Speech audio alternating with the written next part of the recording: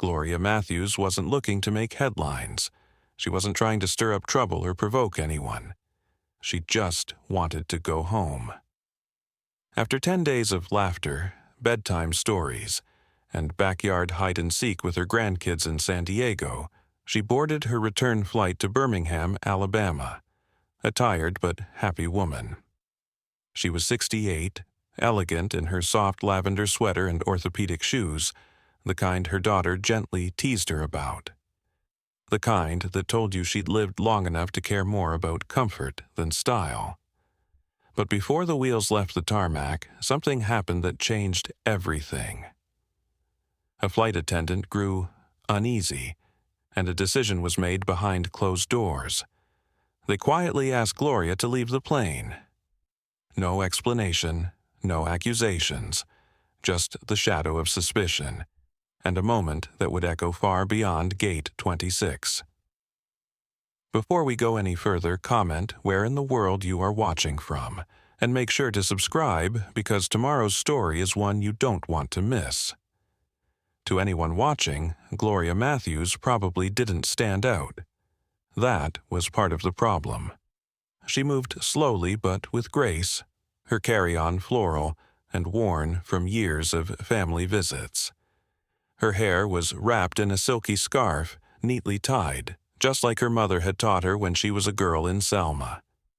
At first glance, she might have reminded someone of their grandmother. But for the airline crew, that didn't seem to matter. She boarded with a polite nod, took her aisle seat 14C without asking for help, and quietly placed her purse under the seat. She even folded her cardigan across her lap, just in case the cabin got cold. She was the kind of passenger most flight attendants appreciate. Calm, courteous, self-contained. But when the uniformed agents approached, everything shifted. They didn't shout, they didn't accuse. They leaned in close, speaking just above a whisper, as if trying to keep the embarrassment to a minimum. One agent said, "Ma'am, we need you to come with us." Gloria looked around, confused. "Me?"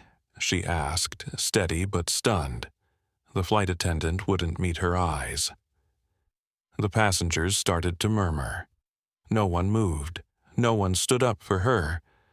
A grandmother with nothing but a carry-on and a quiet smile was being led off the plane like a threat. And the world just watched. Gloria's heart thudded in her chest, but she didn't shake. She'd lived through worse. She'd walked through fire in quieter ways. But still, the walk back down that narrow aisle felt longer than any flight she'd ever taken. Step by step, she retraced her path, this time under scrutiny instead of silence. People stared. A few lowered their eyes. No one asked why. Not a single soul said, "Wait, what did she do?" Back at the gate, they sat her down in a vinyl chair like she was trouble. A young woman behind the counter, barely out of college, glanced up nervously and said, "There was a concern. The flight crew didn't feel comfortable. They said your behavior was irregular." Gloria blinked, trying to process the words. "I boarded. I sat in my seat. I didn't even ask for water." The woman didn't respond. Her hands trembled as she tapped her tablet. Outside, the plane had already taxied away. Gloria wasn't on it. What made her irregular? Her silence? Her scarf? Her skin? The word hung in the air like smoke, impossible to grasp but hard to ignore. She wasn't loud, she hadn't argued, she hadn't raised her voice or asked for anything, not even a blanket. But still, they decided she didn't belong. Still, they removed her, and in that quiet moment, sitting alone in a nearly empty terminal, Gloria reached for her phone and called the only person who would understand not just what happened, but why. Her daughter, Danielle Matthews, was in the middle of a strategic planning session with Orion Strategic Partners, finalizing a massive investment with the same airline that had just humiliated her mother. When she picked up the phone and heard Gloria's voice, her tone changed. She asked just one question. "Mama, what do you mean they pulled you off the plane?" And that was the beginning of the end. Not just for one flight, not just for one employee, but for the illusion that quiet bias leaves no bruise. Gloria didn't know what her daughter would do next. She didn't ask. She didn't have to. Because she knew one thing for certain. Danielle Matthews had spent her entire life learning how to speak the language of power, and now she was about to speak it loud and clear. The plane hadn't even finished boarding when Gloria Matthews noticed something was off. It wasn't the overhead bins clanking shut or the pilot's distant voice announcing weather conditions. It was the silence, thick and strained, like a room waiting for something unspoken. She'd been flying long enough to know what a normal boarding process felt like. This wasn't it. She sat quietly in seat 14C, aisle side, her knees already stiff from the long walk through Terminal 4. She had smiled at the gate agent, nodded politely to the young couple in her row, and settled in. Her floral carry-on was tucked neatly under the seat in front of her. Her phone was on airplane mode. Her cardigan rested across her lap. She had done everything right, and yet she felt it. A shift, a tension, an unease in the air that wasn't hers, but somehow became hers anyway. It started with the glances. A younger flight attendant with bleached hair and bright lipstick passed her once without a word. Then again, slower this time, eyes scanning her face like a scanner looking for trouble it couldn't name. Gloria gave a polite smile. The flight attendant didn't return it. Moments later, 2 uniformed airport security officers stepped onto the aircraft. Gloria blinked, unsure at first whether to be alarmed. They weren't rushing. There was no urgency in their walk, no raised voices, no passenger commotion. It was quiet. Almost too quiet. She assumed they were headed to the back. Maybe someone had refused to turn off their phone. Or maybe a child had kicked up a fuss. She'd seen that happen before. But instead of walking past her, the officers stopped right at her row. One of them, a tall white man in his late 30s, leaned in. "Ma'am," he said, voice low but clipped, "we're going to need you to come with us." Gloria looked up, confused. "Me?"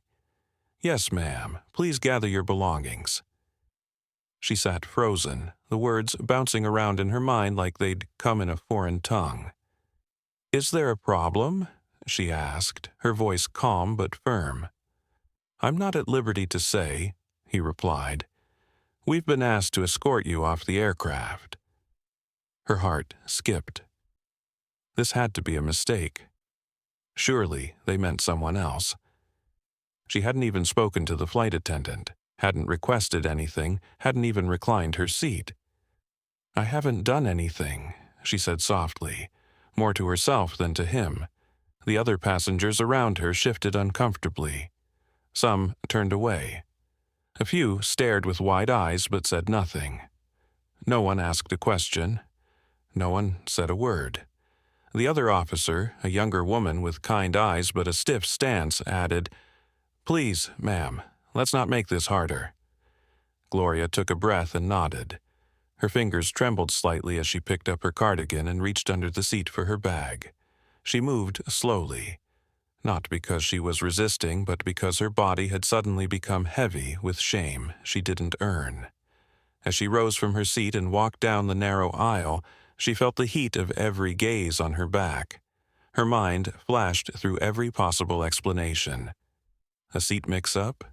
A mistaken identity? A technical error? But none of the staff offered even the decency of a vague excuse. Just those sterile words. "You've been asked to leave."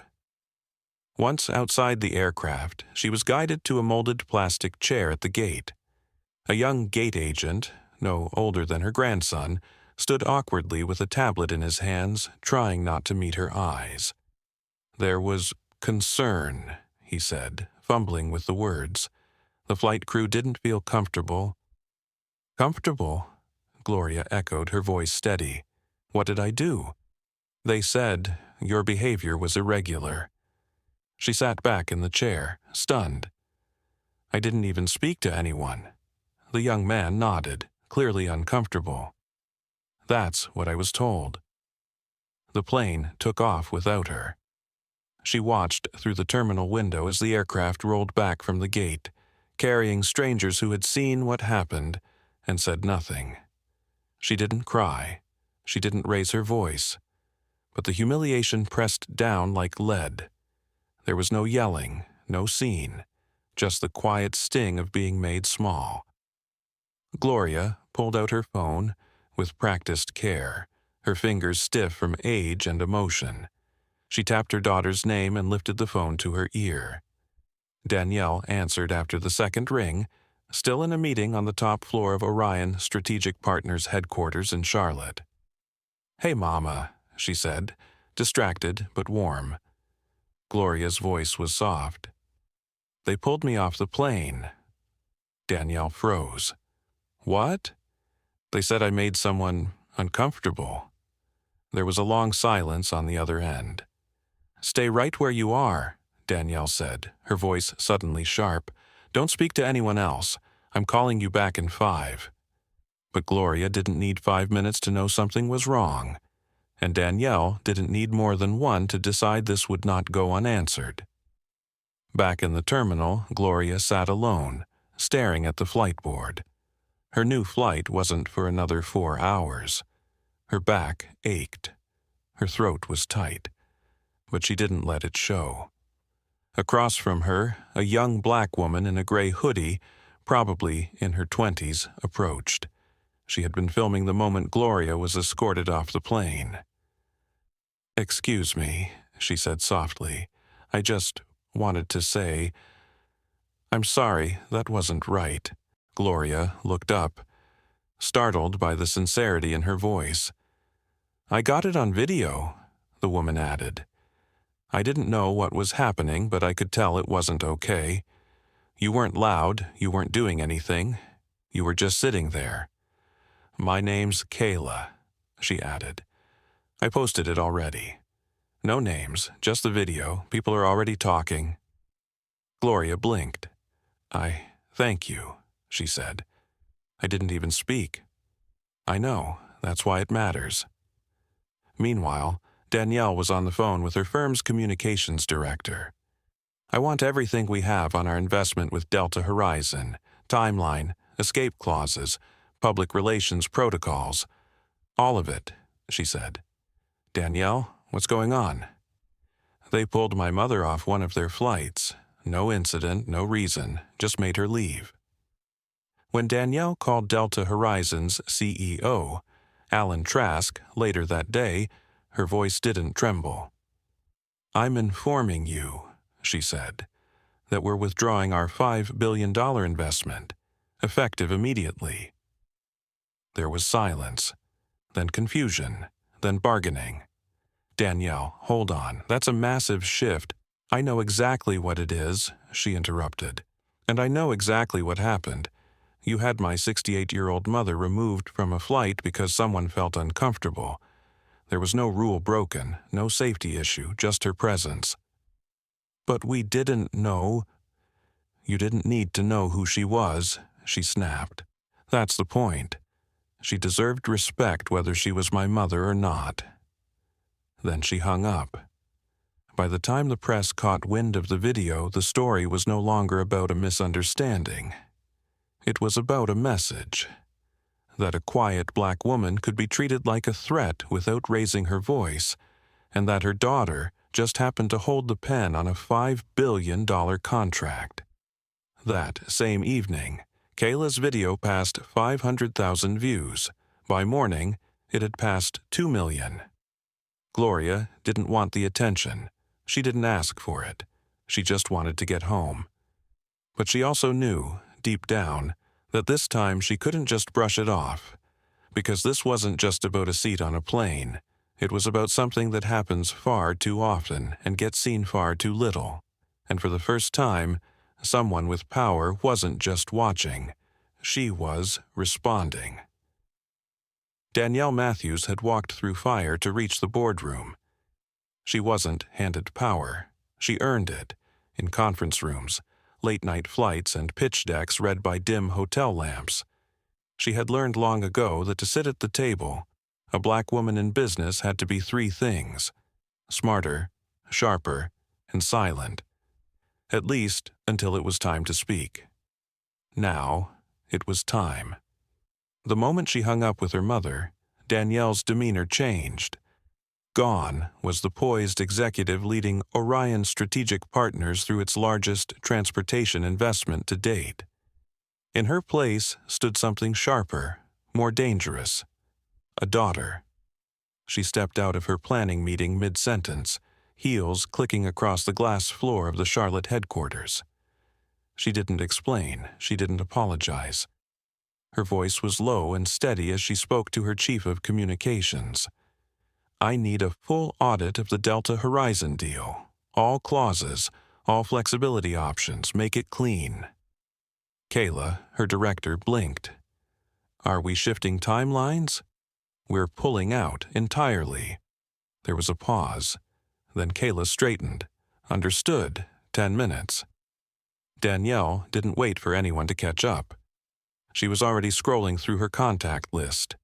The name she never thought she'd need sat at the top: Alan Trask, CEO of Delta Horizon Airlines. She pressed dial. It rang 3 times. "This is Alan." "Alan, it's Danielle Matthews." He perked up instantly. "Danielle, good to hear from you. I assume everything is on track for the signing next week?" "No," she said, her voice calm but cool. "I'm calling to inform you that Orion will be terminating the agreement, effective immediately." Alan laughed, the kind of laugh people use when they think a joke's gone too far. "I'm sorry. What?" "I said the deal is off. The $5 billion we agreed to invest, it's gone." "Danielle, hold on. That's $5 billion in capital. You're walking away from fleet upgrades, green tech, nationwide expansion." "I'm aware of what it is, but you need to be aware of what you've done." A beat. "What are you talking about?" "One of your flight attendants had my 68-year-old mother removed from Flight 728 this morning. No explanation, no accusation. She sat quietly in her seat, and that made your crew uncomfortable. So they had her escorted off the plane." Alan's voice lost its charm. I don't have any details on that." "You will," Danielle cut in. "You'll have everything in writing within the hour. And when that contract is voided, the funding becomes available to your competitors, some of whom have already called." Alan started to protest, but Danielle wasn't in the mood for negotiation. "This isn't just business, Alan. It's personal. You humiliated the wrong woman." She hung up. Across Charlotte, Danielle's office erupted into motion. Her legal team drafted termination letters. Her assistants canceled meetings with the airline's executives. Her investor relations team prepared neutral language to inform stakeholders. No drama, just a shift in direction. Danielle didn't make noise. She made moves. Meanwhile, the video Kayla Thomas had posted of Gloria being escorted off the plane was doing what videos do when the truth feels too sharp to ignore. It had passed 2.7 million views by noon. The comments section was on fire. People weren't just angry, they were ashamed. Ashamed of how easy it was for someone like Gloria to be cast aside without resistance. Ashamed that the others on the plane had said nothing. Journalists began digging. Who was this woman? Why was she removed? And more importantly, who was her daughter? By late afternoon, the connection had been made. Gloria Matthews, quietly removed from a flight. Danielle Matthews, high-ranking executive in charge of a $5 billion investment into the same airline. The headlines wrote themselves. CEO cancels $5 billion deal after mother removed from flight without cause. Delta Horizon faces backlash after removing passenger who turned out to be power broker's mother. When quiet doesn't mean safe, flying while black goes corporate. Danielle refused interviews. She didn't need the microphone. Her silence carried more weight than 100 press releases. Inside Delta Horizon's headquarters in Mesa, Arizona, the atmosphere changed from corporate calm to quiet panic. Executives huddled in glass-walled boardrooms, sipping burnt coffee and checking stock reports. Legal ran scenarios. Marketing drafted statements. HR scrubbed Cheryl Metz's personnel file. Alan Trask sat alone in his office, rereading the call summary from Danielle. $5 billion. Gone in a phone call. His legal advisor, Gwen Sanderson, arrived within the hour, holding a thick folder. "There's no misconduct we can point to," she said. "No breach, no policy violation." She boarded. She sat down. She didn't even speak. This wasn't grounded in procedure. It was based on a feeling. Alan rubbed his face with both hands. "So, we just pulled the wrong woman off the wrong flight?" Gwen shook her head. "Number, we pulled the wrong person." At 6:30 p.m., the airline issued a cold, lawyer-approved statement. "Out of an abundance of caution, our crew made a difficult decision regarding a passenger whose behavior raised concern. We are conducting a full internal review." Gloria read the statement on her phone from a quiet airport lounge. She didn't react, just slid the screen off. Danielle read the same email forwarded from Kayla and scoffed aloud. "Too vague," she muttered. "Too safe." Back in Arizona, Cheryl Metz, the flight attendant who had triggered the removal, was brought into a boardroom with 7 suits and 2 lawyers. She sat up straight, lips tight, posture strained. "Walk us through your decision," Alan asked. Cheryl swallowed. She didn't speak. She didn't ask for anything. She just stared, didn't even blink.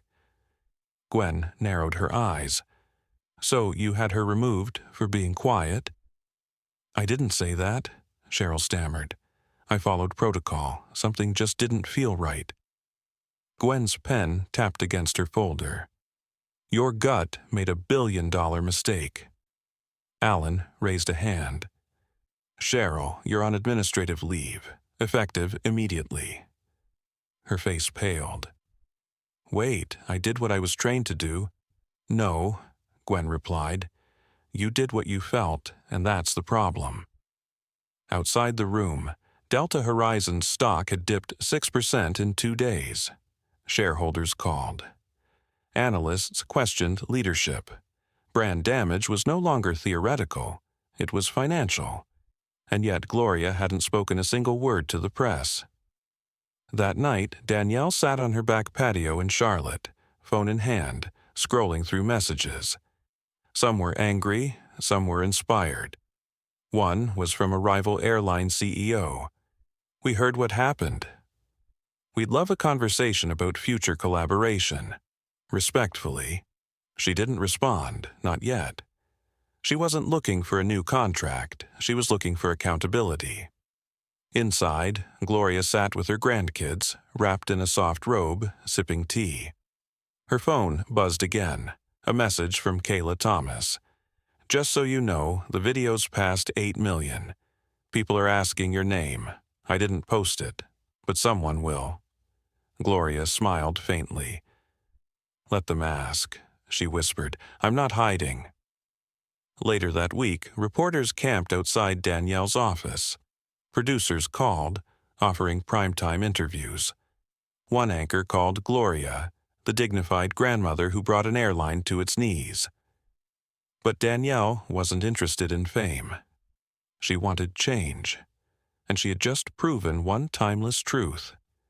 You don't have to shout to be heard. You just need to hold the power and know exactly when to use it. Gloria Matthews didn't ask to be a symbol. All she wanted was to fly home after a week of sticky fingers, bedtime songs, and hand-drawn pictures her grandchildren proudly called art. But life has a way of choosing symbols for you.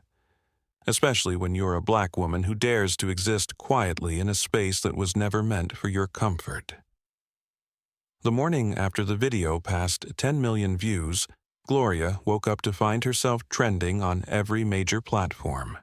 Twitter, Facebook, cable news, all ablaze with headlines that carried her name, or, more often, just her image. A still shot from Kayla Thomas's video had captured her perfectly. Cardigan neatly folded, hands resting in her lap, face calm but confused as security escorted her from her seat. Black grandmother removed from plane without cause.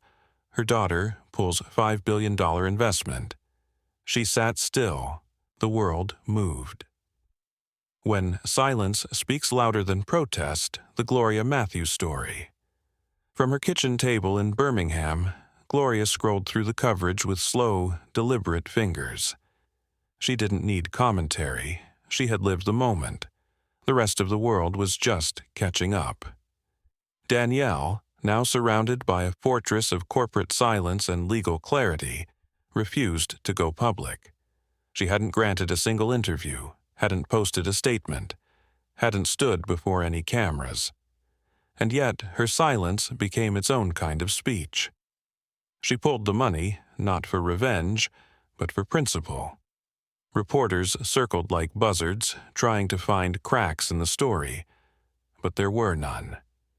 Danielle had followed the law, honored the contract terms, and exercised her right to choose a better partner. If anything, her refusal to grandstand made the message louder.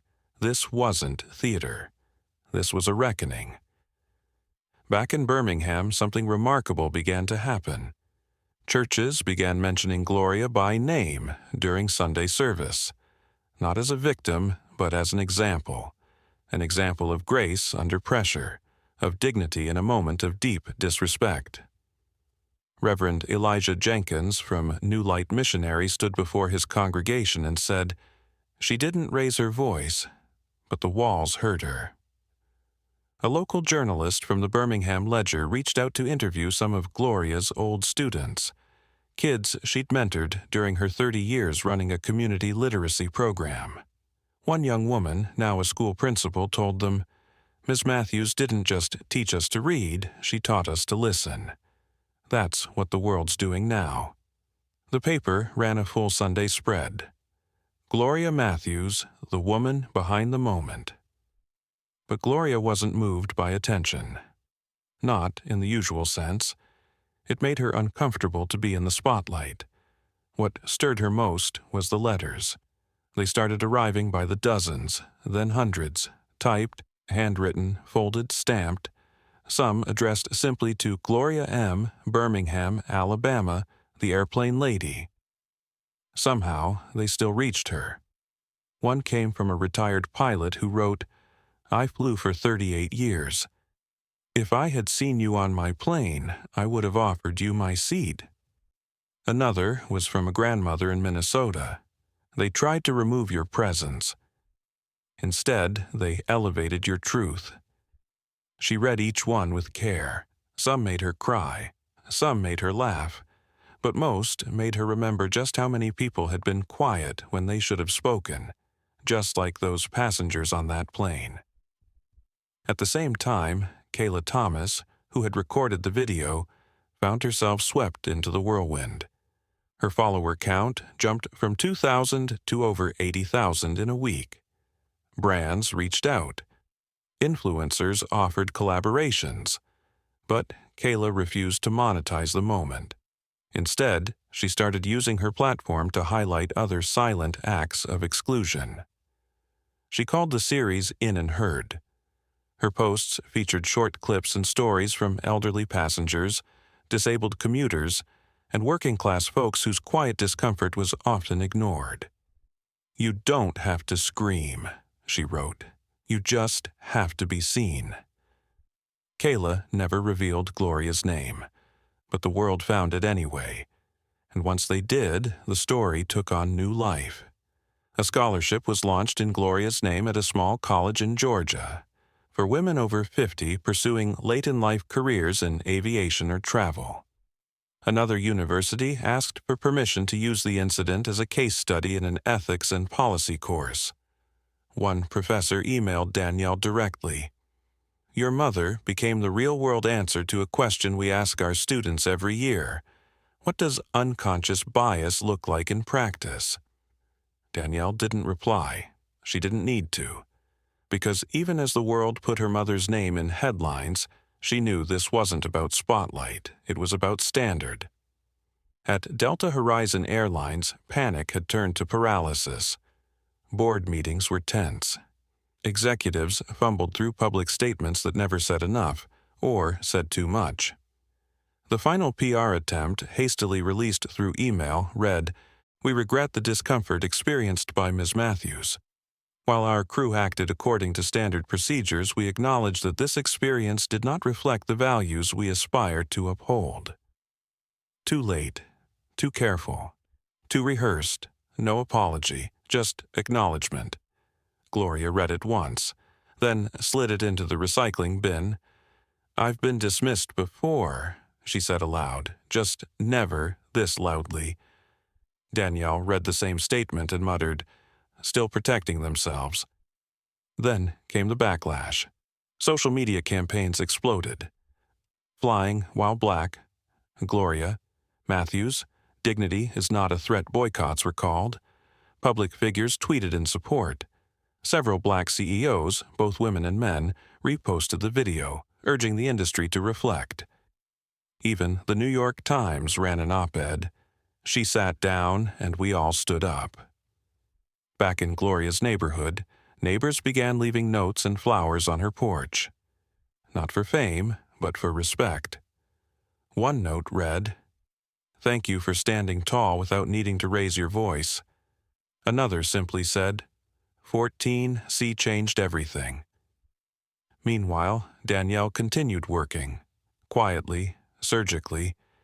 Within 72 hours, she had finalized a revised deal with a rival airline known for its customer-first approach and green tech priorities. When they called, their pitch wasn't about money, it was about values. Their email's subject line read, "We see you." Danielle didn't respond right away, but when she did, she simply wrote, "So does my mother." And just like that, the future shifted. The investment moved. The public conversation evolved. Airline training protocols were quietly updated behind the scenes. Equity task forces were formed. Industry roundtables were scheduled. Not because they wanted to, but because the market demanded it, because money talks. And this time, it was speaking with the voice of a grandmother in orthopedic shoes and a lavender cardigan. 1 week later, Gloria boarded a new flight. This time, it was a chartered jet from her daughter's new airline partner. The cabin was quiet. No tension, no sideways glances, just peace. As she settled into her seat, Gloria looked out the window, then turned to Danielle beside her. "You sure this isn't too much?" she asked. Danielle smiled. "Mama, I owed you this flight years ago." They weren't just heading home. They were heading into a new kind of recognition. Not just personal, but cultural. Outside the terminal, a group of young black women in navy blue jumpsuits stood waiting. They were trainees in an aviation mentorship program. They had seen Gloria's story. They had watched the video, and they wanted to meet the woman who changed the rules without raising her voice. Gloria stepped off the plane, startled by the applause. She waved gently. One of the young women, eyes wide with admiration, stepped forward. "Ms. Matthews," she said, "thank you for making us feel visible." Gloria took her hand and replied softly, "I didn't do anything special. I just sat still and told the truth." The young woman smiled through tears. That's what made it special. Inside the plane, Danielle stood back and watched through the window. She didn't interrupt, because this wasn't about her anymore. It never really had been. Gloria Matthews never set out to change an industry. She didn't speak on a panel, file a lawsuit, or deliver a speech to the nation. All she did was sit down in seat 14C, fold her cardigan neatly across her lap, and wait for a flight that never came. But what happened in that quiet moment, what she endured without raising her voice, became a spark. 1 week after her story broke, she returned to her normal routines: morning walks, church on Sundays, coffee with neighbors on the porch. But something had shifted.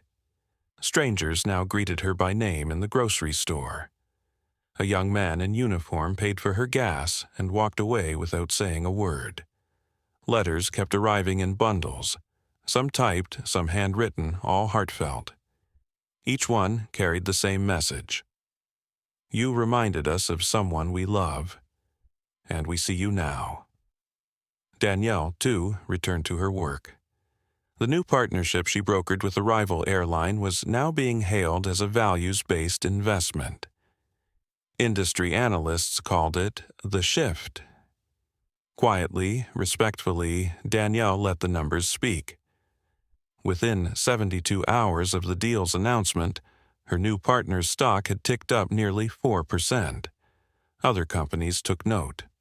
The business world had learned that silence isn't always neutral, and dignity has market value. At Delta Horizon, fallout came fast and loud. Board members were replaced. Executives shuffled. Bias training was expanded. The statement they once tried to bury became a case study in how not to respond. But the deeper lesson went beyond policies and press releases. It landed in classrooms, conference rooms, and dinner tables across the country. Respect, it turned out, wasn't about how loudly you speak. It was about who gets to be heard. Weeks later, Gloria was invited to attend a community roundtable in Montgomery. Educators, civic leaders, and high school students gathered to talk about equity in public spaces. She wore a pale blue blouse and soft pearl earrings, her daughter's hand resting gently on her arm.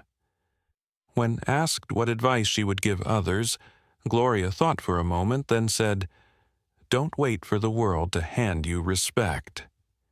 Sit in it, carry it. Let them see you hold it steady, even when they don't know what they're looking at." The room fell silent. Not because she shouted, but because she didn't have to. And maybe that's the real outcome. That a woman who had once been quietly erased now stood as a reminder to us all. You don't need volume to have impact. You don't need power to matter. You just need to exist without apology.